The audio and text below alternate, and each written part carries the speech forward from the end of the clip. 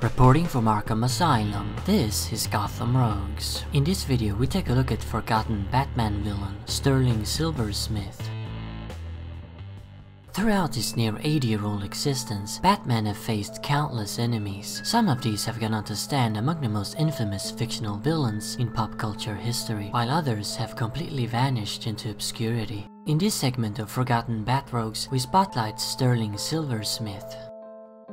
Good old Sterling was introduced in a story named Slaughter in Silver, published in Detective Comics 446 in 1975. The writer and artist team consisted of Bat legends Wein and Aparo. In the tale, we find Batman wanted by the police for the murders of both Ra's and Talia al Ghul. As this story takes place in the middle of an arc, I guess you could say this little adventure served as a break from the main plot going on in Detective Comics at the time. Kind of an interesting approach, which we don't really see these days. Anyway, so while Batman is avoiding the law and trying to solve the mystery of who framed him for the Al Ghul murders, he stumbles upon another case, namely one involving a corpse hidden inside a Batman statue. After some investigating, the Dark Knight detective discovers that the victim was murdered by one Sterling Silversmith, his own brother, after he tried to extort Sterling out of a larger cut of the profits made from their scheme. Their scheme involved smuggling large quantities of silver hidden inside statues, which were then exported to Europe through the brothers' antique business. Sterling had an obsession with silver and believed that it would become more valuable than gold one day, and when that time came, he would be set for life.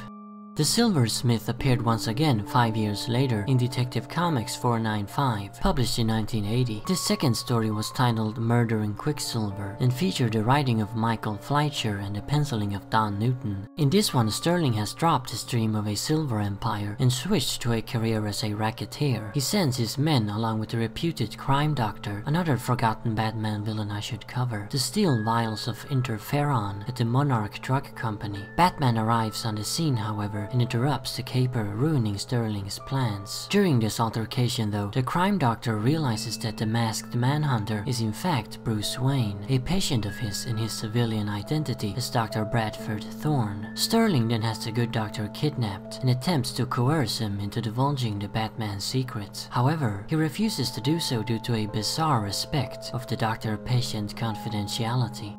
After this story, the Silversmith made a few cameos throughout the years, including one during the Salvation Run arc, but other than that, nothing. He's basically vanished from the Rogues Gallery. The character hasn't appeared in any other media outside of the comics either, not even the Brave and the Bold cartoon wants him.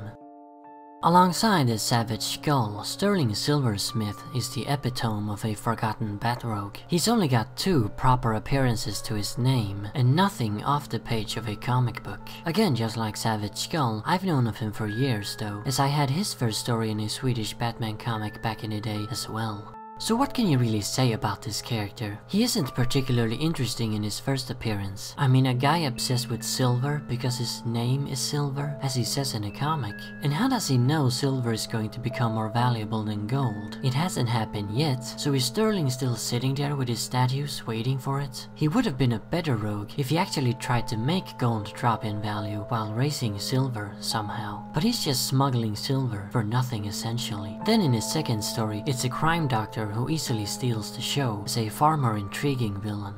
I suppose you could make Sterling into an interesting character, just give him proper motivations, a better scheme, and maybe an origin too. He was a pretty formidable foe after all, with his silver gadgets, like his bulletproof silver steel alloy suit, and a cane, which could fire bullets, spears, and other nasty stuff. I guess the cane gimmick is a bit derivative of the Penguin's umbrella though. Batman doesn't have any other silver-themed villains however, so that way Sterling is pretty unique, and I'm sure there's something interesting you could do with that gimmick. I certainly wouldn't mind if Sterling popped up again, but him being forgotten isn't something that I'm exactly losing any sleep over. So there you have it. That's the story of forgotten Batman villain Sterling Silversmith. An okay rogue with some potential. Anyway, as always, remember, Arkham Asylum awaits you in the next video.